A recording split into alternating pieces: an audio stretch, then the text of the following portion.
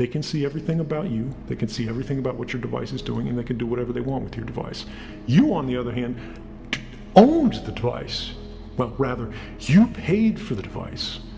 But increasingly these corporations own it, increasingly these governments own it, and increasingly we are living in a world where we do all the work, right?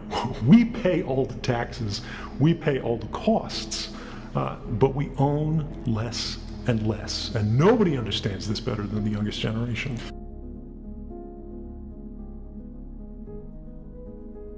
That happens as a result of a single problem. And that problem is an inequality of available information. We have a problem, guys. This should be a much more simple process. It should be obvious. And the fact that it's not, and the fact that we read story after story, year after year, saying all your data has been breached here, this company's spying on you here, this company's manipulating your purchases or your search results, or they're hiding these things from your timeline, or they're influencing you or manipulating you in all of these different ways. They built a satellite listening site, right? We call these foreign satellite collection. We're out in the desert somewhere. They built a big parabolic collector, and it's just listening to satellite emissions, right? But these satellite emissions, these satellite links, were owned by militaries. They were exclusive to governments, right? It wasn't affecting everybody broadly. All surveillance was targeted because it had to be. What changed with technology is that surveillance could now become indiscriminate. It could become dragnet. It could become bulk collection, which should become one of the dirtiest phrases in the language if we have any kind of decency. But we were intentionally, this was intentionally concealed from us, right? The government did it, they used classification. Companies did it. They intentionally didn't talk about it. They denied these things were going. They said, you agreed to this, and you didn't agree to nothing like this. I'm sorry, right? They go, we put that terms of service page up, and you clicked that. You clicked a button that said, I agree, because you were trying to open an account so you could talk to your friends. You were trying to get driving directions. You were trying to get an email account. You weren't trying to agree to some 600-page legal form that even if you read, you wouldn't understand. And it doesn't matter even if you did understand, because one of the very first paragraphs in it said, this agreement can be changed at any time unilaterally without your consent by the company, right?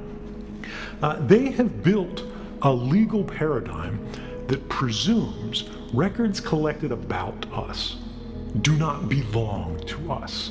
This is sort of one of the core principles on which mass surveillance from the government's perspective in the United States is legal. And you have to understand that all the stuff we talk about today, the government says everything they do is legal, right? And they go, so it's fine. Our perspective as a public should be, well, that's actually the problem, because this isn't okay. The scandal isn't how they're breaking the law. The scandal is that they don't have to break the law. Is that whenever you're carrying a phone, whenever the phone is turned on, there's a record of your presence at that place that is being made and created by companies. It does not need to be kept forever, and in fact, there's no good argument for it to be kept forever, but these companies see that as valuable information, right? This is the whole big data problem that we're running into, and all this information that used to be ephemeral, right? Where were you when you were 8 years old, you know? Where were you? Where'd you go after you had a bad breakup? You know, who'd you spend the night with? Who'd you call after? All this information used to be ephemeral, meaning it disappeared, right? Like the morning dew, it would be gone. No one would remember it. But now these things are stored. Now these things are saved. It doesn't matter whether you're doing anything wrong. It doesn't matter whether you're the most ordinary person on earth, because that's how bulk collection, which is the government's euphemism for mass surveillance, works. They simply collect it all in advance in hopes that one day it will become useful. Your primary threats are these bulk collection programs. Your primary threat is the fact that your phone is constantly squawking to these cell phone towers. It's doing all of these things because we leave our phones in a state that is constantly on. You're constantly connected, right? Airplane mode doesn't even turn off Wi-Fi really anymore. It just turns off the cellular modem. Nobody has a privacy right for anything that's held by a company. And so long as they do that, companies are going to be extraordinarily powerful and they're going to be extraordinarily abusive. And this is something that people don't get. They go, oh, well, it's data collection, right? They're exploiting data. This is data about human lives. It is data about people. These records are about you. It's not data that's being exploited. It's people that are being exploited. It's not data that's being manipulated. It's you that's being manipulated. And this is something that I think a lot of people are beginning to understand. Now, the problem is the companies and the governments are still pretending they don't understand or disagreeing with this. Your smartphone follows you wherever you go, tracks your movement, and stores all kinds of personal data. That is hard enough to get used to. But what about the idea of your phone spying on your conversations? How do you sustain a business model in which users don't pay for your service? Senator, we run ads. There's a system that's watching everything you do. The government is collecting records of every phone call in the United States. If you look around at the world right now, when you look at news, when you look at news coverage, when you look at every controversy that we see, something has changed. Data security, surveillance, the internet, manipulation and influence that's provided or produced rather by corporate or governmental control of this permanent record of all of our private lives that's being created every day by the devices that we have. If technology is going to be the servant rather than the governor, it has to serve the interests of humanity, and humanity does not have to serve it. We're in a situation now where humanity is serving technology. For more than 100 years, the telephone companies have provided wiretapping assistance to governments. For much of this time, this assistance was manual. Surveillance took place manually, and wires were connected by hand, calls were recorded to tape. But as in so many other industries, computing has changed everything. The telephone companies built surveillance features into the very core of their networks. I want that to sink in for a second. Our telephones and the networks that carry our calls were wired for surveillance first and foremost. What that means is that when you're talking to your spouse, your children, a colleague, or your doctor on the telephone, someone could be listening. Now, that someone might be your own government, but it could also be another government, a foreign intelligence service, or a hacker, or a criminal, or a stalker, or any other party that breaks into the surveillance system, that hacks in to the surveillance system of the telephone companies. They can read your email, they can collect every document, they can look at your contact book, they can turn the location services on, they can see anything that is on that phone instantly and send it back home to the mothership. They can do the same with laptops. The other prong that we forget so frequently is that in many cases they don't need to hack our devices.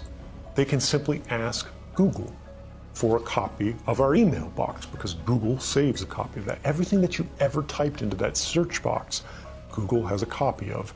Every private message that you've sent on Facebook, every link that you've clicked, everything that you've liked, they keep a permanent record of. And all of these things are available not just to these companies, but to our governments, as they are increasingly deputized as sort of miniature arms of government. What about enabling your microphone camera? If you can do it, they can do it. It is trivial to remotely turn on your microphone or to activate your camera, so long as you have systems level access. If you had hacked someone's device remotely, anything they can do, you can do. They can look up your nose, right? They can record what's in the room. The screen may be off as it's sitting on your desk, but the device is talking all of the time. The question we have to ask is, who is it talking to? Even if your phone is not hacked, right now, you look at it, it's just sitting there on the charger. It is talking tens or hundreds or thousands of times a minute to any number of different companies who have apps installed on your phone. It looks like it's just sitting there, but it is constantly chattering.